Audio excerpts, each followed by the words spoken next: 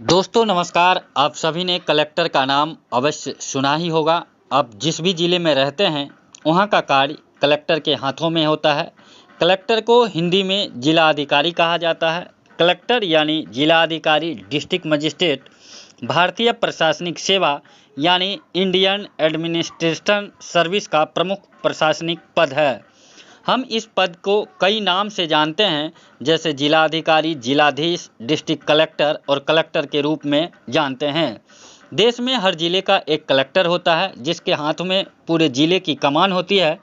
Collector के पद को लेकर कई बातें हैं, जैसे कलेक्टर क्या होता है, कलेक्टर का क्या काम होता है, कलेक्टर की कितनी सैलरी होती है, कलेक्टर कैसे बना जा सकता है, कलेक्टर की पढ़ाई कैसे की जा सकती है, कलेक्टर बनने के लिए योग्यता क्या है, आदि बहुत सारी बातें हैं जो हम आपको इस वीडियो में बताने जा रहे हैं। उससे पहले अगर आपने मेरा ये चैनल सब्सक्राइब नहीं किया तो निश्चित रूप से कर ले, ताकि इस तरह की जो जानकारियां हैं वो आप तक पहुंचते रहे। तो चलिए जानते हैं कलेक्टर से जुड़ी तमाम बातों को विस्तार से। कलेक्टर भारत के किसी भी राज्य के जिले में राज्य सरकार का सबसे अधिक सर्वोच्च अधिकार संपन्न प्रतिनिधि होता है, जिसे प्रथम लोक सेवक भी कहा जाता है। एक कलेक्टर अपने जिले के सभी काम को देखता है और उसका निर्वहन करता है। कलेक्टर मुख्य जिला विकास अधिकारी के रूप में कार्य करता है। वह कई काम करता है, जैसे पंचायत एवं ग्रामीण विकास, चिकित्सा एवं स्वास्थ्य, आयुर्वेद, अल्पसंख्यक कल्याण, कृषि भू संरक्षण, शिक्षा, महिला अधिकारिता, ऊर्जा, उद्योग, श्रम कल्याण, खनन, खेलकूद, पशुपालन, सहकारिता, परिवहन एवं यातायात, समाज कल्याण, सिंचाई, सार्वजनिक निर्माण विभाग, स्थानीय प्रशासन आदि का क्रियान्वयन कराने में मुख्य भूमिका निभाता है। किसी भी जिले में उपरोक्त सभी कार्य के लिए कलेक्टर अकेले ही उत्तरदायी होता है। इसके अलावा एक कलेक्टर जिला मजिस्ट्रेट के रूप में पुलिस अधीक्षक के संग कानून व्यवस्था को भी जिले में बनाए रखने का प्रभारी होता है। कलेक्टर ही किसी भी जिले में चुनाव प्रबंधक भी होता है और साथ ही जनगणना आयोजक, प्राकृतिक आपदा प्रबंधक, भू राजस्व वसूलीकर्ता, भू अभिलेख संग्राहक, नागरिक खाद्य व रसद आपूर्ति व्यवस्थापक, ई गतिविधि नियंत्रक, जन समस्या निवारणकर्ता का कार्य भी करता है। कलेक्टर का पद कैसे बना? साल 1772 के दौरान जब भारत में अंग्रेजों का शासन था, उस दौरान governor general Lord Warren Hastings ने देश के नागरिक प्रशासन और भू राजस्व की वसूली को ध्यान में रखते हुए एक पद का गठन किया था। इस पद को जिला अधिकारी कलेक्टर का नाम दिया गया। आज के समय में जिला अधिकारी का पद राज्य के लोक प्रशासक के सर्वाधिक महत्वपूर्ण पदों में उत्तम स्थान रखता है। किसी भी जिले में कलेक्टर को करीब 2.5 लाख रुपये तक सैलरी दी जाती है। जिला कलेक्टर बनने के लिए सबसे पहले आपका भारतीय होना जरूरी होता है। उम्मीदवार का देश के किसी भी मान्यता प्राप्त विश्वविद्यालय से ग्रेजुएशन पूरा होना चाहिए। किसी भी जानलेवा बीमारी से ग्रसित व्यक्ति इस पद के लिए आवेदन नहीं कर सकता है। उम्मीदवार की आयु 21 वर्ष या इससे अधिक होना जरूरी है। उम्र सीमा कैटेगरी के हिसाब से अलग अलग है। जनरल कैटेगरी के लिए उम्र सीमा 21 से 32 वर्ष है। ओबीसी के लिए 21 से 32 वर्ष प्लस 3 वर्ष की छूट है। एससी एसटी कैंडिडेट के लिए भी 21 से 32 वर्ष की उम्र सीमा है, जिसमें 5 वर्षों की छूट है। फिजिकल डिसेबल कैंडिडेट के लिए उम्र सीमा 21 से 42 वर्ष है। वहीं एससी एसटी के जो फिजिकल डिसेबल कैंडिडेट हैं उनकी उम्र सीमा 21 से असीमित है, मतलब जब तक वो चाहे इसका एग्ज़ाम दे सकते हैं। यदि आप ये सभी योग्यताओं को पूरा करते हैं तो आप भी कलेक्टर पद के लिए आवेदन कर सकते हैं। जिलाधिकारी बनने के लिए सबसे पहले तो आपका ग्रेजुएशन पूरा होना जरूरी है। इसके बाद आपको यूनियन पब्लिक सर्विस कमीशन यानी यूपीएससी की परीक्षा देनी होती है। कलेक्टर बनने के लिए आपको All India Civil Service exam देनी होती है, जिसे हम सीएसई के नाम से भी जानते हैं। सीएसई की परीक्षा को साल में एक ही बार आयोजित किया जाता है। इसका संचालन union public service commission UPSC के द्वारा किया जाता है।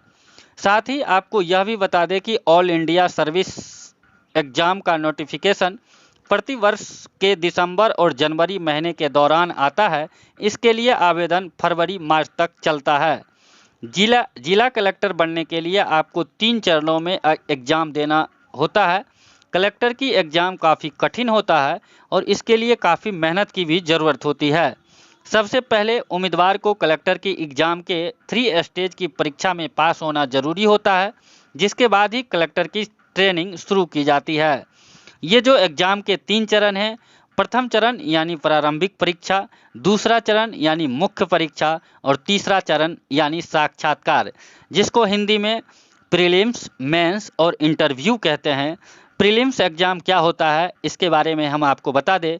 यह कलेक्टर की एग्ज़ाम का पहला चरण होता है, जिसके अंतर्गत काबिल उम्मीदवारों की छँटनी का काम किया जाता है। आप जैसे ही कलेक्टर के पद के लिए आवेदन देते हैं तो आपको सबसे पहले यह परीक्षा उत्तीर्ण करनी होती है, जिसके बाद आपको दूसरे चरण की एग्ज़ाम के लिए चुना जाता है। उसके बाद मेंस एग्ज़ाम, जब आप पहले चरण यानी प्रारंभिक परीक्षा में उत्तीर्ण हो जाते हैं तब आपकी मेंस एग्ज़ाम होती है। यह परीक्षा पहले के मुकाबले कुछ और कठिन होती है, क्योंकि इसके बाद सीधे इंटरव्यू होता है।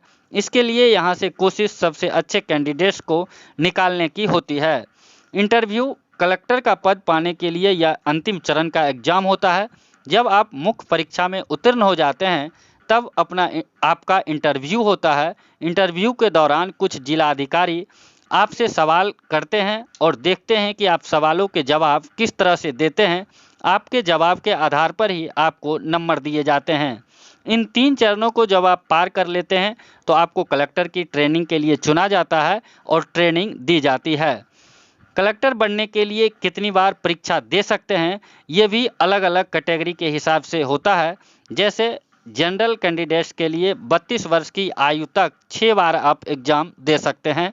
ओबीसी कैंडिडेट्स के लिए 35 वर्ष की आयु तक 9 बार एग्ज़ाम दे सकते हैं और जो लोग SC/ST के कैंडिडेट हैं वो 37 वर्ष की आयु तक जितनी बार चाहे उतना बार एग्ज़ाम दे सकते हैं। फिजिकल डिसेबल कैंडिडेट्स के लिए 42 वर्ष की आयु तक 9 बार एग्ज़ाम दे सकते हैं। अब हम बात करेंगे कलेक्टर की नियुक्ति कौन करता है। जिलाधिकारी यानी कलेक्टर इंडियन एडमिनिस्ट्रेशन सर्विस यानी भारतीय प्रशासनिक सेवा का सदस्य होता है। संघ लोक सेवा आयोग के द्वारा कलेक्टर का IAS के रूप में चयन किया जाता है, जिसके बाद उसे राज्य कैडर पद्धति के द्वारा स्टेट सर्विस के लिए नियुक्त किया जाता है। टेन्योर पद्धति के अनुसार कुछ समय के लिए उन्हें सेंट्रल सर्विस में भी नियुक्त किया जा सकता है। किसी भी स्टेट गवर्नमेंट के पास कलेक्टर की नियुक्ति से लेकर उसे हटाने या स्थानांतरित करने का अधिकार होता है। एक फ्रेशर IAS को असिस्टेंट कलेक्टर के पद पर नियुक्त किया जाता है, जो कि 4 से 6 वर्ष की अवधि के भीतर कलेक्टर बन जाता है। कलेक्टर की नियुक्ति राज्यपाल के द्वारा की जाती है। राज्यपाल ही कलेक्टर का स्थानांतरण भी कर सकता था। तो दोस्तों, ये थी आपसे जुड़ी हुई अहम जानकारी, जो कि कलेक्टर बनने के लिए क्या क्या चाहिए, उसका एग्ज़ाम किस तरह से होता है। ये सारी चीज़ें अगर आपको अच्छी लगे तो कमेंट करके बताएं कि और भी आप किस एग्ज़ाम के बारे में जानना चाहते हैं।